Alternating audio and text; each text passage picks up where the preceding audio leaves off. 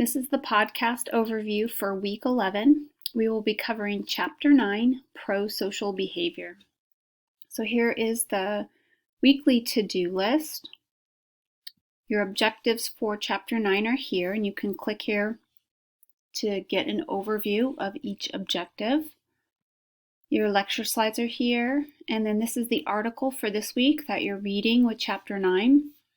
The article is number 28, and it's entitled Helping Others, Helping Ourselves. Once you've read the chapter and you've read the article, you can go ahead and watch the videos for this week. I have one on conformity. This is the famous smoke-filled room study. It's been replicated in many different ways, but this is a good one. And there's no sound on this video, so when you watch it, don't think that there's something wrong because there isn't sound. It's silent. And then I have this video.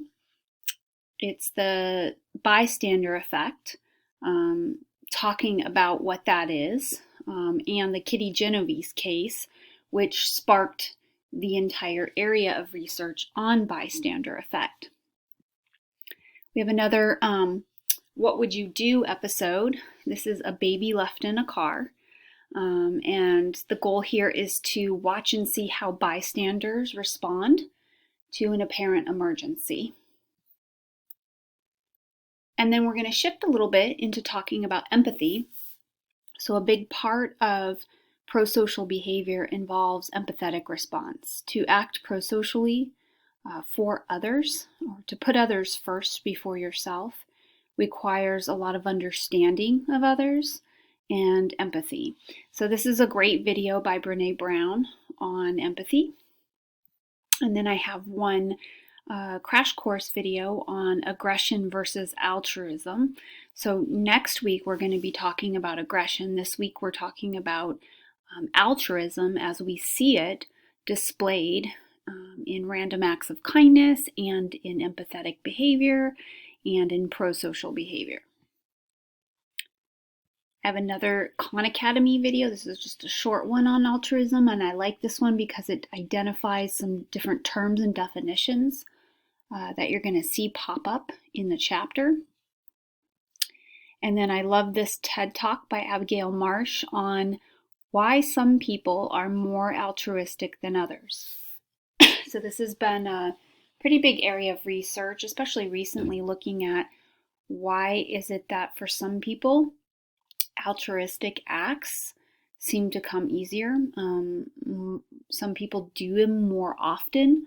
Does it take a certain personality type, certain experiences growing up? What is it that makes some people more altruistic in their behavior than other people? And it ties in really nicely to a lot of the concepts that we're covering this week. Okay, once you've watched all the videos, you'll be ready to start this week's discussion. And really you're integrating both the chapter and the reading. But specifically in question 1, the article cites 2 different theories for why people help other people. And those theories are also echoed in the textbook as well. You're going to say which one you agree with. So do you agree with Batson's position? He says that true altruism exists and our only goal there is to increase another person's welfare. Or do you agree with Cialdini's position, where he says we help others mainly because doing so makes us feel better about ourselves? So pick one of those positions that you agree more with and discuss your reasoning. Remember to back it up with examples from the textbook and cite some support for why you agree with one versus the other. And then in number 2, also using your text, what concepts that you read about this week help to explain why more people don't get involved in helping others when they see the need. Oftentimes, if you think about it, we see a lot of need all around us. And so what I want you to do here is to first explain why that might be the case using some research of what you've read this week.